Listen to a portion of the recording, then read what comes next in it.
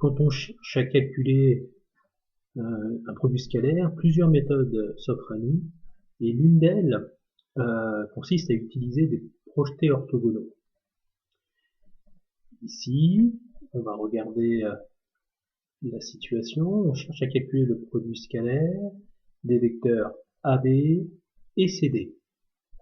Le scalaire des vecteurs AB et CD, eh bien l'une des méthodes consiste à utiliser des projetés orthogonaux. On va projeter l'un des vecteurs sur le support de l'autre. Qu'est-ce qu'on appelle le support de l'autre? C'est la droite en fait qui supporte le vecteur. Et donc là, ce que je vous propose, c'est de projeter le vecteur CD sur ce support de manière orthogonale, orthogonalement à ce support. Alors regardez ce que ça fait. On va commencer par projeter le point C. Donc, on projette le point C orthogonalement. Voilà, le point C orthogonalement. On va l'appeler H, se projeter. Et puis on va projeter D sur AB, sur le vecteur AB, sur le support du vecteur AB, pareil de manière orthogonale, c'est-à-dire orthogonalement à la droite AB. Voilà, comme ça. Et son projeté, on va l'appeler K. On va compléter avec voilà, le petit codage qui va bien.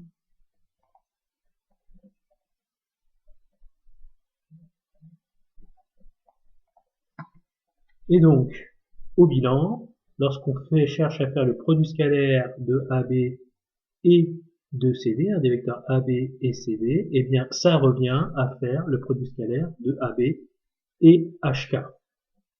Le produit scalaire de AB et CD, ça revient à faire en fait le produit scalaire de AB et du vecteur HK. Vous pouvez le dessiner, ce vecteur.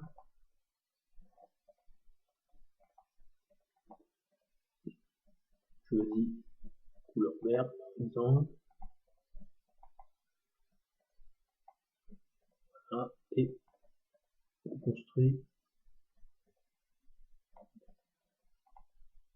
D'accord? Donc, c'est l'une des méthodes pour calculer un produit scalaire. Cette méthode utilise ce qu'on appelle les projetés orthogonaux. Alors, pour quelle raison, en fait, on aime bien se ramener à ce type de produit scalaire? Eh bien, on dit ce type de produit scalaire, en fait, c'est le produit scalaire de deux vecteurs collinaires. C'est parce qu'en fait, il est très simple de calculer le produit scalaire de deux vecteurs collinaires. Voilà, lorsqu'on a deux vecteurs U et V qui sont collinaires et non nuls de l'espace, eh bien, pour calculer le produit scalaire, justement, donc ça se dit U scalaire V, lorsqu'ils sont de même sens, c'est le produit des normes. Le produit scalaire de deux vecteurs collinaires de même sens, c'est le produit des normes. Par contre, s'ils sont collinaires mais de sens opposé, le produit scalaire de U et V, c'est moins le produit des normes. D'accord? Donc, sur nos dessins, ici, deux vecteurs, ici on a deux vecteurs collinéaires, et lorsqu'on cherche à calculer les produits scalaires de deux vecteurs collinaires, c'est très simple, là aussi on a des vecteurs collinaires. Ici on a des vecteurs collinaires de même norme, donc le produit scalaire, ça sera le produit des deux normes des vecteurs, le produit donc des deux longueurs, la norme d'un vecteur c'est sa longueur, et lorsqu'ils sont de sens opposé, le produit scalaire de U et de V, c'est l'opposé du produit des normes. Appliquons ceci dans un exercice. Donc, dans cet exercice, c'est notre premier exercice, on considère ici le cube ABCDEFGH, très bien, et on cherche à calculer le produit scalaire de AB, donc ici, AB, et de DG, d'accord, qui est là. Alors, je vais plutôt en pointiller celui-ci, le produit scalaire de AB et de DG. Et bien, pour pouvoir calculer ces deux produits scalaires, enfin ce produit scalaire de ces deux vecteurs, eh bien, on va utiliser la méthode des projeteurs orthogonaux.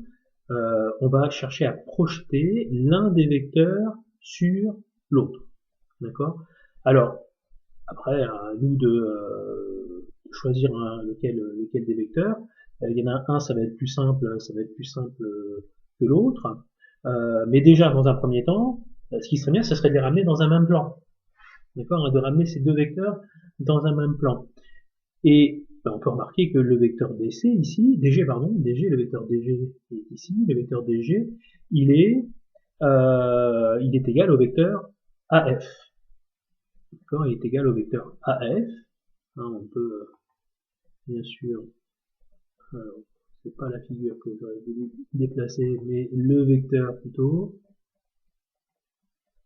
Voilà. Égal au vecteur AF.